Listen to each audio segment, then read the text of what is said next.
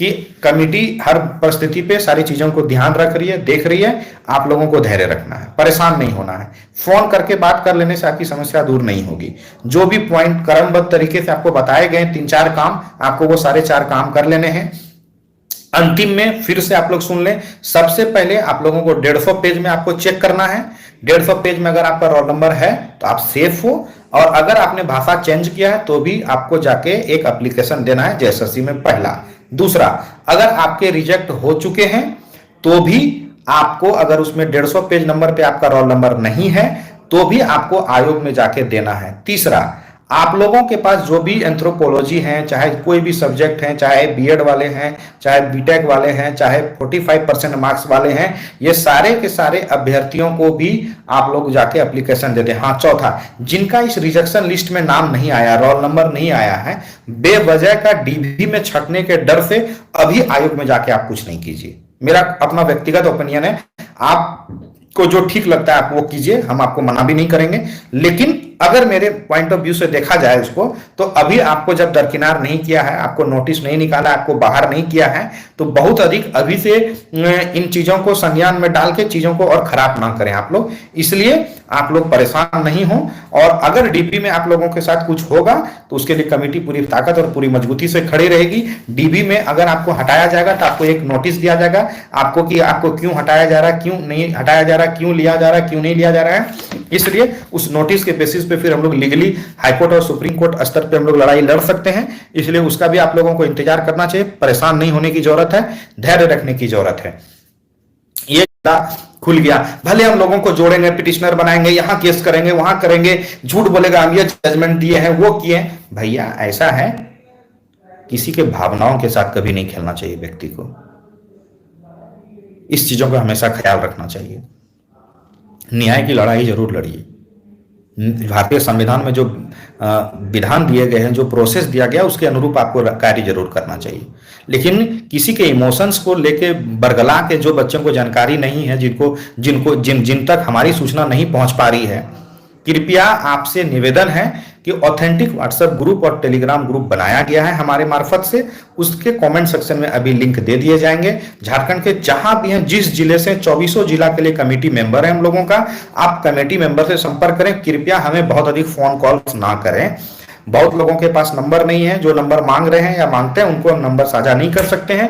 आप सीधा जिला अध्यक्ष के मार्फत से हमसे बात जरूर कर सकते हैं। आपको पैनिक नहीं होने की जरूरत है, परेशान होने की जरूरत नहीं है। संगठन ने, आप लोगों ने क्या किया होगा पता नहीं, और कुछ लोगों ने क्या कार्य किया वो भी नहीं पता, लेकिन हम आपको तथ्य के तौर पे आपको दिखा दिए कि जो भी नोटिफिकेशन का डेट दिया गया, उन दोनों डेट का हम लोगों ने पहला स्टेप पूरा कर लिया आज को ही। और अभी आप लोगों को अभी कुछ अपडेट फोटो कर दिया जाएंगे।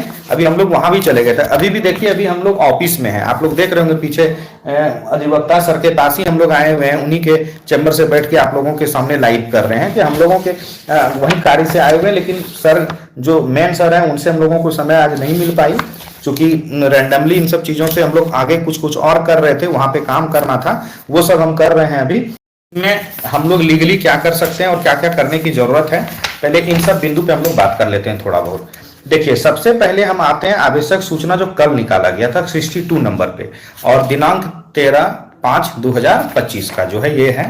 इसमें 3 पॉइंट दिया गया। प्रथम पॉइंट में आप लोगों को पता है जो दी गई है, और दूसरा पॉइंट में सबसे ज्यादा इंपॉर्टेंट यह है कि जो भी अभ्यर्थियों का इसमें रिजेक्शन में नाम आया है, सीटेट के अलावा अदर देन जो भी अभ्यर्थी हैं इसमें, उन लोगों के लिए सीधी सीधी ये सूचना है कि आप लोग तो सबसे पहले पॉइंट नंबर 2 पे जाएं।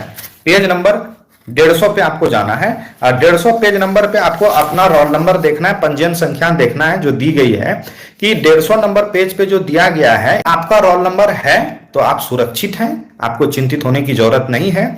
और अगर प्रथम बार में आप लोगों ने भाषा कुछ और लिया था और द्वितीय बार में भाषा कुछ और ले लिया, कुछ ऐसे भी छात्र हैं, अगर उसका रोल नंबर यहाँ पे है तो उनका ये कहना है कि प्रथम बार में तो हम भाषा कुछ और लिए थे, द्वितीय बार में परीक्षा तो कुछ और दे दिए, उसका तो रोल नंबर आ गया रिजेक्शन में, ये तो पहली बार वाला का है। मान लीजिए पहली बार में हमने भाषा लिया नागपुरी, और दूसरी बार जब हमने फॉर्म अप्लाई किया तो हम लोगों ने भाषा लिया जाके हिंदी ले लिया मान लीजिए, तो हिंदी वाले से हमने परीक्षा लिख दिया और नागपुरी जो पहली बार में लिए थे तो उनको इसमें एक्सेप्ट कर लिया गया। फॉर एग्जाम्पल ऐसे स्टूडेंट हैं तो उनको जाके तुरंत से पत्र लिखना चाहिए और जाके जेएसएससी में आप लोगों को जाके इसकी सूचना देना चाहिए। प्रथम।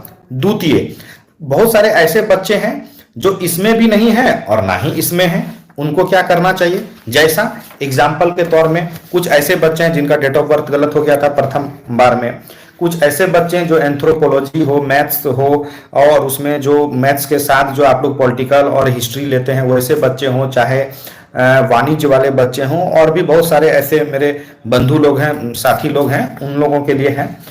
कुछ ऐसे भी हैं बीटेक वाले बच्चे भी जो हैं उनके लिए है, कुछ 45% वाला जो है, कुछ 50% वाला जो मामला है उसको लेके हैं। उन लोगों का भी अगर हो गया है ऐसा तो उन लोगों को भी जाके सबसे पहले आपको पॉइंट नंबर 3 में आपको दिया गया है, अगर आपको कुछ आपत्ति है तो आपत्ति जरूर दर्ज कराएं। इसी पेज नंबर 164 पे जाएंगे तो जो आपको आपत्ति है वो आपत्ति आपको जाके दर्ज कराना है।